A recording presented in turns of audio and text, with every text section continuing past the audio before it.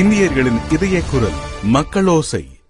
Johor, Penang ஆகிய மாநிலங்களில் police நிலையங்களில் நடத்தப்பட்ட தாக்குதல், இஸ்தானா நகாராவுக்குள் பாராங்கத்தியுடன் ஊடுருவ முயற்சித்தது, சப்புத்தே நாடாளுமன்ற உறுப்பினர் திரைசா கோக்கிற்கு 2 தோட்டாக்கள் அனுப்பி கொலை எச்சரிக்கை விடுத்தது போன்ற மிக கடுமையான சம்பவங்களையும் அதன் பின்னணியிலுள்ள காரணங்களையும் போலீஸ் தீவிரமாக புலன் விசாரணை செய்து வருகின்றது என்று உள்துறை அமைச்சர் டத்தோஸ்ரீ சைபுடின் நசுத்தியான் இஸ்மாயில் கூறினார். இது ஓர் ஒருங்கிணைக்கப்பட்ட தாக்குதலா, சர்ச்சைக்குரிய கும்பல்கள் இதில் சம்பந்தப்பட்டிருக்கிறதா அல்லது தனிநபரின் தனி முயற்சியா என்பது ஆழமாகவும் விரிவாகவும் புலன் விசாரணை செய்யப்படுகிறது என்றார் அவர்.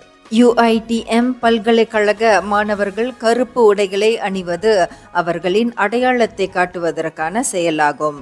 மாறாக பூமிபுத்ரா அல்லாதவர்களுக்கு இப்பல்கலைக்கழகம் அதன் கதவுகளை திறப்பதற்கு எதிரான ஆட்சேபம் அல்ல என்று இப்பல்கலைக்கழகத்தின் துணைவேந்தர் பேராசிரியர் டத்தோ ஷாரின் சாஹிட் கூறினார். கருப்பு உடை அணிந்து வருவது ஆட்சேபத்திற்கான அடையாளம் அல்ல.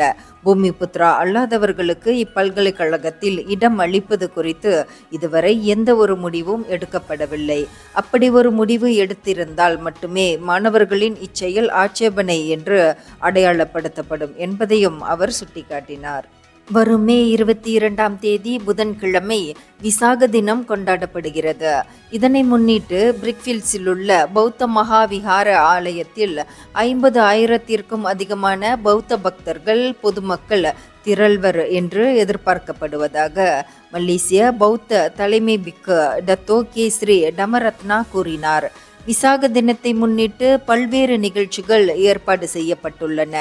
பௌத்த மகாவிஹார ஆலயத்திலிருந்து புத்த பெருமான் அலங்கார வாகனத்தில் புறப்பட்டு ஜலான் சுல்தான் அப்துல் சமாட், ஜலான் துன் சம்பந்தன், ஜலான் புக்கிட் பின்தாங், ஜலான் புடு உட்பட 11 பகுதிகளில் ஊர்வலமாக கடந்து திரும்புவார். இந்த ஊர்வலத்தில் 20 அலங்கார வாகனங்கள் பங்கேற்கும் என்றும் அவர் குறிப்பிட்டார். ஒரே வாரத்தில் 343 புதிய டிங்கி பாதிப்புகள் பதிவு செய்யப்பட்டிருக்கின்றன. ஒருவருக்கு மரணம் நிகழ்ந்திருக்கிறது. மே 5ஆம் தேதியிலிருந்து 11ஆம் தேதி வரை டிங்கி காய்ச்சல் கண்டோரின் புதிய எண்ணிக்கை 343 ஆகும். இதுவரை மொத்தம் 2338 பேருக்கு டிங்கி காய்ச்சல் கண்டிருக்கிறது என்று சுகாதார தலைமை இயக்குனர் டத்தோ டாக்டர் ரட்சி அபு ஹசான் கூறினார். டிங்கி காய்ச்சல் அதிகமாக கண்ட 60 இடங்கள் அடையாளம் காணப்பட்டுள்ளன. ஸ்லாங்கூரில் மட்டும் 45 இடங்கள் பதிவாகி இருக்கின்றன என்று அவர் தெரிவித்தார். சப்புத்தே ஜாசேகா நாடாளுமன்ற உறுப்பினர் திரேசா கோக்கிற்கு மரண மிரட்டல் விடுவிக்கப்பட்டதற்கு சீசா கடுமையான கண்டனம் தெரிவித்திருக்கிறது. சம்பந்தப்பட்டவர்களை அடையாளம் கண்டு அவர்களை நீதியின் முன் நிறுத்துவதற்கு போலீஸ் ஆழமான புலன் விசாரணையை நடத்திடும் என்று கட்சி நம்புவதாக அதன் தகவல் பிரிவு துணைத் தலைவர் மைக் சாங் தெரிவித்தார். இதனிடையே திரேசா கோக்கிற்கு ஜாசேகா மகளிர் பிரிவு உறுதுணையாகவும் பக்கபலமாகவும் இருக்கும் என்று அதன் தலைவி தியோனி சிங் தெரிவித்தார். இந்த மிரட்டலை வன்மையாக கண்டிப்பதாக குறிப்பிட்ட தொடர்புத்துறை துணை அமைச்சருமான நீ சிங் இதுபோன்ற கொடுஞ்செயல்களை மக்கள் சகித்து கொள்ள மாட்டார்கள் என்றார். மலேசிய கலாச்சாரத்தில் வன்முறைகளுக்கு இடமில்லை என்பதையும் அவர் சுட்டிக்காட்டினார்.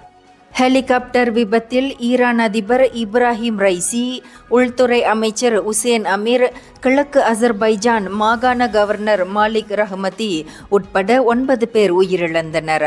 அசர்பைஜானின் புதிதாக கட்டப்பட்ட அணை திறப்பு விழாவிற்காக இப்ராஹிம் ரைசி அங்கு சென்றிருந்தார். அசர்பைஜான் அதிபர் இல்ஹாம் அலியோவ் உடன் அணை திறப்பு விழாவில் கலந்து கொண்ட பின்னர் இப்ராஹிம் ரைசி ஹெலிகாப்டர் மூலம் ஈரான் புறப்பட்டார். கிழக்கு அசர்பைஜான் மாகாணத்தின் ஜோல்பாக் நகர் அருகே பறந்து கொண்டிருந்த போது ஹெலிகாப்டர் திடீரென மாயமானது. மலைப்பகுதி என்பதாலும் அதிக பனிமூட்டமாக இருந்ததாலும் தேடுதல் பணியில் பெரும் சிரமம் ஏற்பட்டது.